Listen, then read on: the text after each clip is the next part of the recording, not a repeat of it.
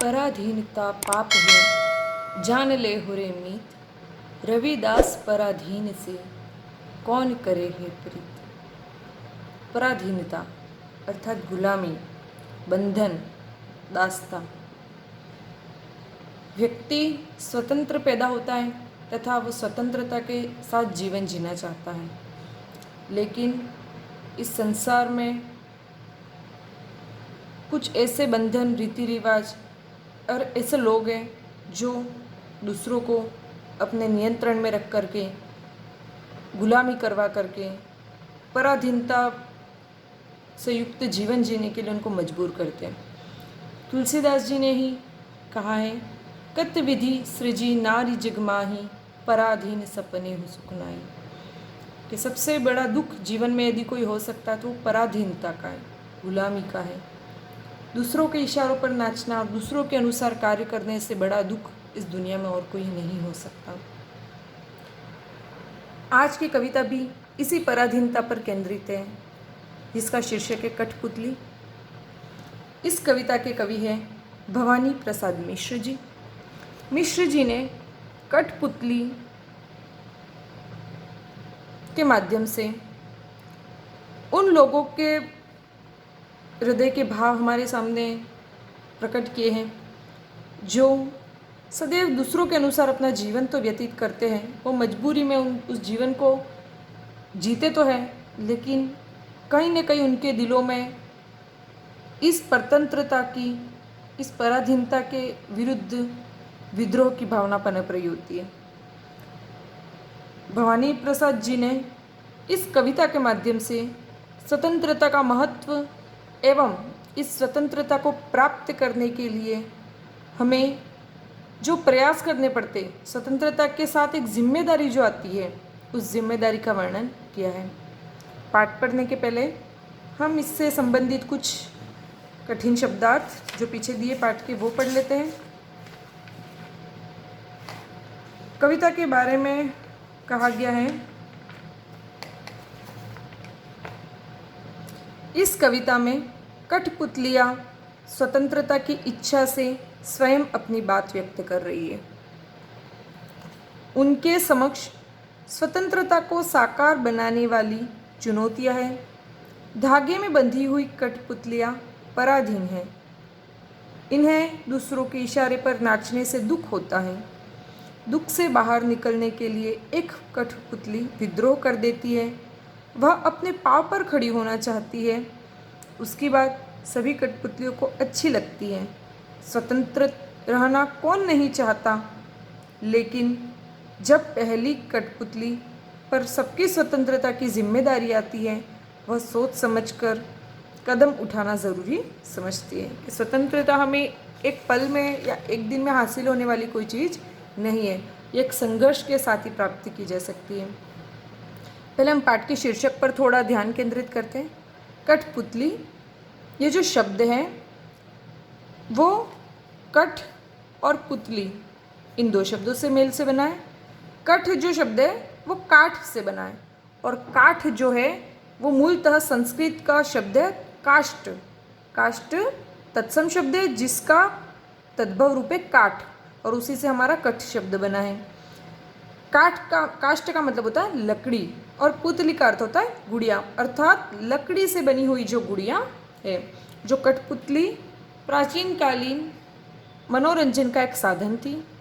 पहले, अब आजकल तो टीवी, सिनेमा इत्यादि है, लेकिन पहले लोगों के मनोरंजन के लिए लकड़ी या फिर कागज़ की गुड़िया बनाई जाती थी। उन गुड़ियाओं के विभिन्न हिस्सों को, जैसे इस चित्र में भी आप देख सकते हो, धागों से बांध दिया जाता था, तथा उसकी बनावट ऐसी होती थी कि हर हिस्सा अपने आप में अलग से जुड़ा होता, लचीलापन रहता उसमें। उसको जिस धागे से बांधा जाता, अगर वही धागा खींचा जाएगा तो सिर्फ और सिर्फ उस गुड़िया का वही अंग हिलता था। कठपुतली के खेल के माध्यम से कई प्रकार की पौराणिक कथाओं का, बहुत सारी शिक्षाप्रद कहानियों का रंगमंच पर नाटक होता था, खेल दिखाया जाता था, जिसके माध्यम से लोगों का मनोरंजन भी होता था और उससे लोगों को शिक्षा भी प्राप्त होती थी। लेकिन ये कठपुतलियाँ सालों से दूसरों के इशारों पर नाचती, क्योंकि ये स्वयं नहीं चल सकती। इनको चलाने के लिए कोई माहिर, इस खेल का जानकार जो रहता वो उनको अपने हाथों में के नियंत्रण के द्वारा उनको नृत्य कराता था, उनको अपने हिसाब से सारे अभिनय कराता था। तो वो दूसरों के द्वारा, दूसरों के इशारों पर अभिनय कर कर के वो थक चुकी है।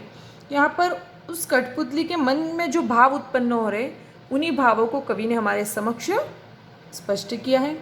तो क्या भाव है देखते हैं। पहले कविता का रसास्वादन करें। कठपुतली गुस्से से उबली, बोली, ये धागे क्यों हैं मेरे पीछे आगे, इन्हें तोड़ दो, मुझे मेरे पाँवों पर छोड़ दो।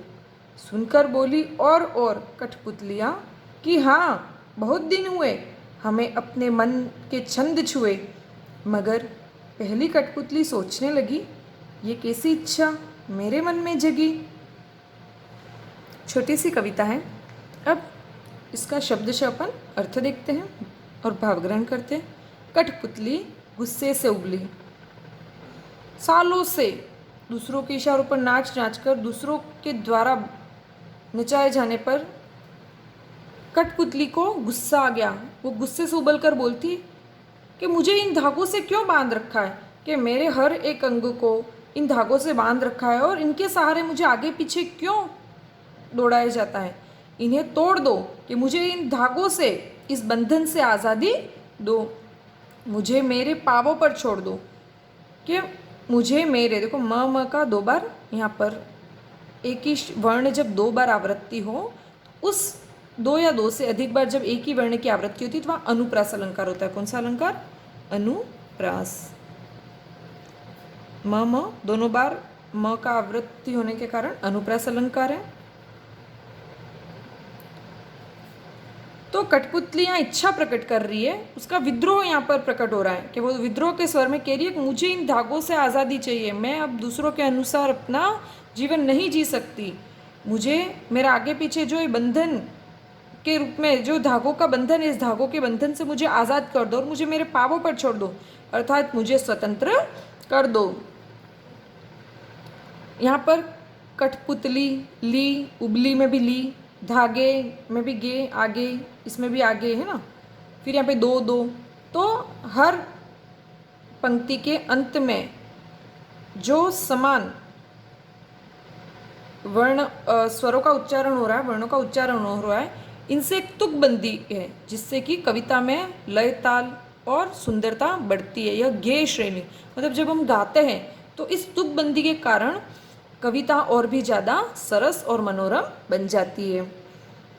सुनकर बोली और कठपुतलियाँ, और एक ही वर्ण जब दो बार आए और दोनों का अर्थ समान हो, तब होता है पुनरुक्ति प्रकाश अलंकार। पुनरुक्ति प्रकाश अलंकार। फिर पहली कठपुतली की बात सुनकर जो बाकी कठपुतलियाँ थी, जो उसकी सखियाँ थी, वो भी सुनकर कहते कि हाँ सही बात है कि बहुत दिन हो गए हमें अपने मन के छंद छुए। मन के छंद छूना अर्थात अपने हिसाब से जियो, हमें हमारा जीवन आज़ादी पूर्वक अपने अनुसार, अपनी स्वतंत्र इच्छा के अनुसार जिए हुए बहुत वक्त हो चुका है। हम तो आज तक जो कुछ किया हमने वो सिर्फ और सिर्फ दूसरों के अनुसार किया। मगर पहली कठपुतली सोचने लगी, अब जब उसकी बाकी जो दोस्त थी, जो सखियाँ थी, वो भी इस बात के लिए मान जाती, हाँ यार बात तो सही है, तब जो पहली कठपुतली है उसके विचार आता है कि भाई मेरी स्वतंत्रता तो अलग बात थी, तो इतनी सारी सबकी स्वतंत्रता की जिम्मेदारी मेरे सिर पर। अब उसे जिम्मेदारी के कारण उसके बोझ से वो सोचने लगती है। पहली कठपुतली सोचने लगी, ये कैसी इच्छा मेरे मन में जगी, कि मेरे मन में स्वतंत्र होने की इच्छा कैसे जगी, मेरा तो अस्तित्व ही इन धागों के सहारे है। मैं स्वतंत्र रूप से तो आज तक कभी मैंने कुछ किया ही नहीं, कि मैंने तो जो कुछ किया वो दूसरों के इशारों पे किया। मेरा जीवन ही दूसरों के लिए है, दूसरों के प्रति समर्पित है। तो आज स्वतंत्र होने की एक कैसी इच्छा मेरे मन में जगी कि भला मैं स्वतंत्र होकर कैसे जी सकती हूँ, क्योंकि मैं तो अपने आप चल तक नहीं सकती। मेरा जो संपूर्ण जीवन है वो दूसरों के इशारों पर, दूसरों के हाथों का खेल था। तो मेरे मन में ना जाने ये अजीब सी इच्छा कैसे जागृत हुई कि स्वतंत्रता की इच्छा मन में जागृत होना स्वाभाविक है, लेकिन उसे प्राप्त करने के लिए जो कठिन संघर्ष करना पड़ता है वो करना हर व्यक्ति के मन में नहीं संभव है। कि उस संघर्ष को देख करके बहुत सारे लोग फिर से पीछे हट जाते हैं और वो अपनी जो जीवन अभी तक वो जी रहे होते हैं दूसरों के अनुसार, दूसरों के इशारों पर नाचते हुए, वो वापस से मुख होकर के चुपचाप वही जीवन बिताने पर मजबूर हो जाते हैं। उनमें इतनी ताकत नहीं होती, उनमें इतना हौसला नहीं होता कि वो अपनी स्वतंत्रता के लिए लड़े। कठपुतलियाँ मूक होती है, मूक मतलब मौन, वो बोल नहीं सकती है। तो उनके लिए जो बोलना होता है और उनको जिस तरीके से चलना फिरना सब पर्दे के पीछे का व्यक्ति करवाता है। मतलब एक व्यक्ति होता है जो कठपुतलियों को अपने इशारों पर नचाता है और साथ साथ में उनके जो संवाद होते हैं उनको भी वो बोलता रहता है। तो खेल तो पूरा पर्दे के पीछे, पर्दे के आगे तो सिर्फ कठपुतलियाँ नाच रही होती है और लोग उनको देख करके मनोरंजन करते हैं, लेकिन असल में इस खेल का जो रचनाकारी है, असल में खेल करने वाला कौन है? वो है पर्दे के पीछे जो व्यक्ति है। तो यहाँ पर भी कठपुतलियाँ तो समाज में व्याप्त उन लोगों का प्रतीक है जो मौन मुख होकर के मुख बधिर की भांति अभी तक दूसरों के अनुसार अपना जीवन व्यतीत कर रहे, दूसरों के इशारों पर, दूसरों के बताई हुई बातों के अनुसार जीवन जी रहे हैं, वैसा ही काम कर रहे जैसा उनको समझाया गया है। लेकिन कभी कभी उनके दिल में विद्रोह की भावना भी जागृत होती है, लेकिन उस विद्रोह के परिणाम सोच करके या उस स्वतंत्रता की जो कीमत है उसके बारे में सोच करके वो वापस से चुप हो जाती है। इस कविता से में प्रसाद गुण है, क्योंकि इस कविता को पढ़ने से हमें कहीं पर भी कठिनाई महसूस नहीं हुई। जैसे जैसे वाक्य है उन वाक्यों का सीधा सीधा अर्थ निकल रहा है। भाषा बहुत ही सरल, प्रवाहपूर्ण और बोधगम्य है। इस पूरी कविता की भाषा देखें तो खड़ी बोली हिंदी भाषा है और उबली, कठपुतली, उबली, धागे, आगे, दो दो, इस पूरे में देखें तो आपको जैसे यहाँ पर भी कठपुतलियाँ हाँ, हुए, छुए, इच्छा, लगी, जगी, है ना। तो ये है तुकबंदी। इन तुकबंदी के खातिर ये कविता और भी सरस और मधुर बन चुकी है। यहीं इस तरीके से यह आज की कविता पूर्ण होती है। धन्यवाद। आपका दिन मंगलमय हो।